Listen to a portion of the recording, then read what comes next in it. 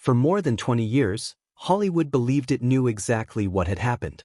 America's sweetheart had cheated on her husband with a movie star, destroyed a marriage, and paid the price. The public made its judgment quickly, loudly, and with almost no interest in the parts of the story it had not been told. Meg Ryan said almost nothing in her own defense. She let the world believe whatever version it preferred. And for 2 decades, that version stuck. Now, at 64, she is finally speaking.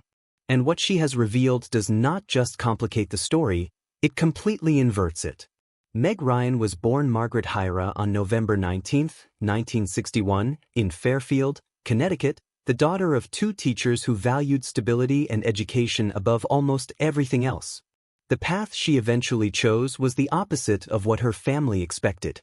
She transferred to New York University, got within 1 semester of her degree, and left to pursue acting, a decision that disappointed her parents and launched one of the most remarkable careers in Hollywood history.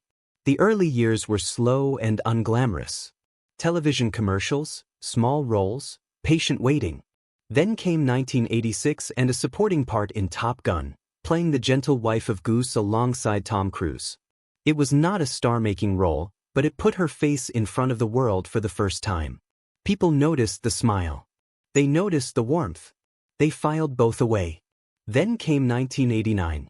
When Harry Met Sally did not simply launch Meg Ryan's career. It defined an entire era of American cinema. She was not just a movie star after that film. She was a cultural institution, nicknamed America's sweetheart and installed as the undisputed queen of the romantic comedy for the entire decade that followed. Sleepless in Seattle, French Kiss, City of Angels, You've Got Mail.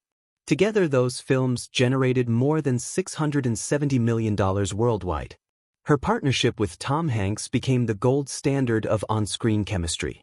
By the year 2000, she was earning $15 million per film, one of the highest-paid actresses in Hollywood. The studios competed for her. Audiences adored her. Nobody looking at Meg Ryan at that moment could have predicted what was about to happen. But behind the red carpet appearances and the blockbuster contracts, the personal reality was already fracturing.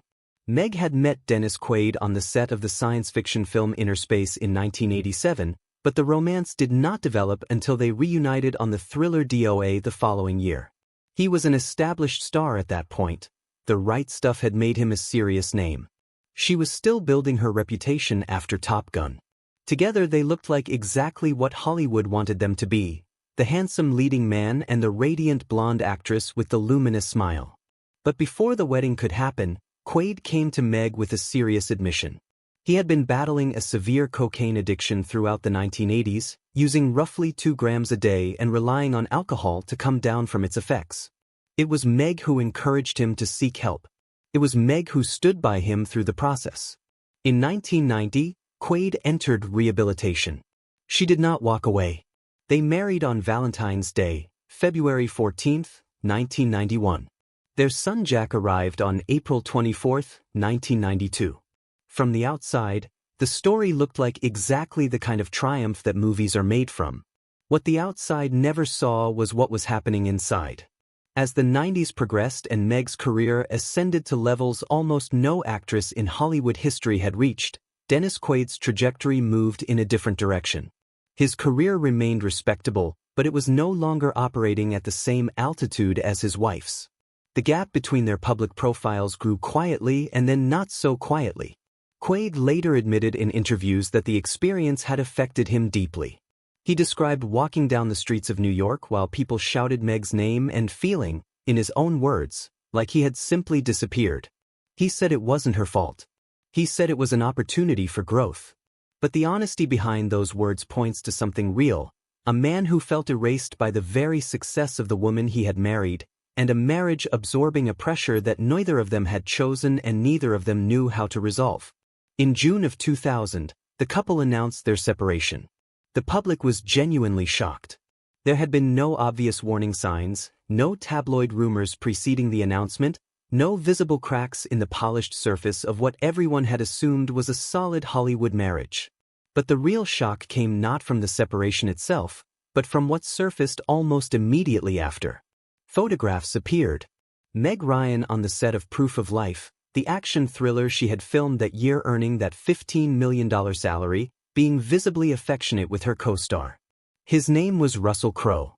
The images spread at a speed that the early internet had not yet been tested to sustain. Within days, America's Sweetheart had been rebranded. Tabloids reached for every available word. Scarlet Woman. Homewrecker. Betrayer. The sweet, wholesome, girl-next-door image she had spent more than a decade building collapsed in approximately one news cycle. The film itself suffered the consequences immediately. Proof of Life underperformed badly at the box office. Director Taylor Hackford spoke about it openly, arguing that the real-life story had completely overshadowed the movie and made it impossible for audiences to separate the two. He described the situation as destructive. He was not wrong. An actress who had been one of the most reliable box office draws in Hollywood history watched audiences turn away from her film not because of the quality of her work but because of the story being told about her personal life. Here is what most people did not know then, and what many still do not know now. In a 2008 interview with InStyle magazine, Meg Ryan said something that should have rewritten the entire narrative. She said Dennis was not faithful to her for a long time, and that it had been very painful. She added the words that deserve to be read slowly: "I am not a victim. I was there. I was in that marriage." But what she was making clear, for anyone paying attention, was that the story of a faithful husband and an unfaithful wife was never the real story. She had been living with infidelity long before Russell Crowe entered the picture. The public had been handed one frame of a much longer film and told it was the whole movie. She also said something else that matters. Russell didn't break up the marriage. He was there at the end, but it wasn't his fault.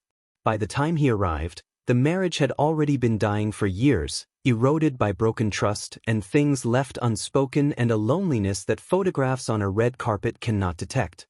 The bitterest irony of the entire story is this: she had been branded a cheater by a public that had no idea she herself had been the one who was cheated on first, for a very long time. The relationship with Russell Crowe lasted approximately from early 2000 to the end of that same year. It ended quietly, the two of them on separate continents by Christmas. A brief chapter that had permanently altered how the world saw her. And the world, once it had made up its mind, was not particularly interested in revising its opinion. What happened next was one of the stranger acts of professional self-determination in modern Hollywood history. In 2003, Meg Ryan traveled to London to promote In the Cut, a psychological thriller directed by Jane Campion, a film that was the deliberate opposite of everything America's Sweetheart was supposed to be.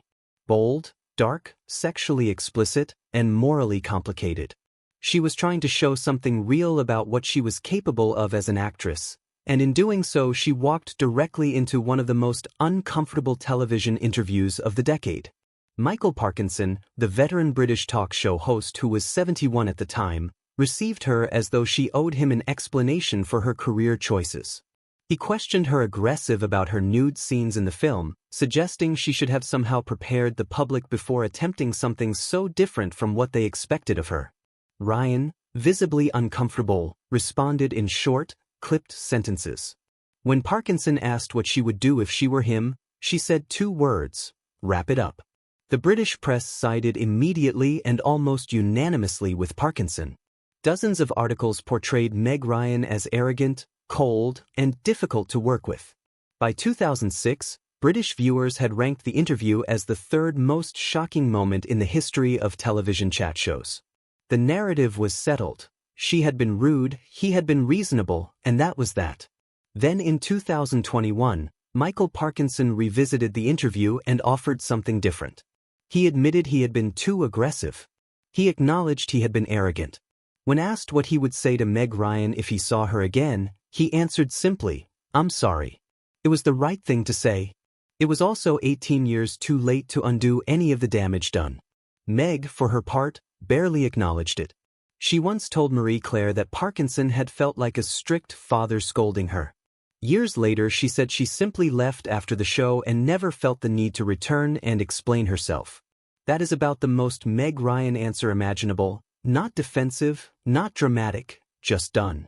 In the Cut earned only around $23 million worldwide. The film that followed, Against the Ropes, opened to numbers that were equally disappointing. The woman who had commanded $15 million a picture was watching audiences choose not to come. Hollywood noticed. The invitations became less frequent. The pipeline of scripts that had once made her one of the most sought-after actresses in the industry began to slow. She later said that she and Hollywood had become sick of each other at roughly the same time, which is the kind of thing you say when you need the distance of years to make the pain of it sound manageable. She told the New York Times there was a period when she felt as though she was standing behind a pane of glass, watching her life from a distance without truly living it. She could feel the moment the tide had turned, and she made the choice to step away before it swept over her completely. The controversy did not step away with her. Over the years that followed, Meg Ryan's appearance became a subject of relentless public commentary. Every new photograph was analyzed. Every public appearance became an occasion for comparison with how she had looked during the 90s. When she appeared at the New York premiere of Still, the documentary about her longtime friend Michael J. Fox, in 2023, the photographs spread across social media within hours, and the conversation focused almost entirely on her face rather than the event or its purpose. She was compared to Madonna. Her features were dissected in comment sections by strangers who had no apparent awareness that there was a person attached to them. In a 2024 interview with Glamour, she addressed it with 2 words that carry the weight of someone who has spent decades watching the world comment on her body, her choices, her marriages, and her face. Move on. She said meanness and stupidity are really the same thing. She said she was not going to spend her life worrying about it. What Meg Ryan's story actually is, stripped of every tabloid frame that was placed around it, is the story of a woman who was blamed for a marriage that was already broken before the event she was blamed for. Who was condemned for infidelity by a public that never knew she had been the one suffering at first. Who was called difficult by a television presenter who later admitted he owed her an apology. Who was penalized professionally in ways that her male counterparts in identical situations simply were not. Dennis Quaid's career was not destroyed by the end of their marriage. Russell Crowe's career was not destroyed by Proof of Life. The double standard was not subtle. It was the entire story. For more than 2 decades, Meg Ryan stayed quiet while the world decided what had happened. Now she is talking. And the version she is telling, backed by her own words and the facts that were always there for anyone who looked carefully enough, is not the story most people thought they knew. It never was.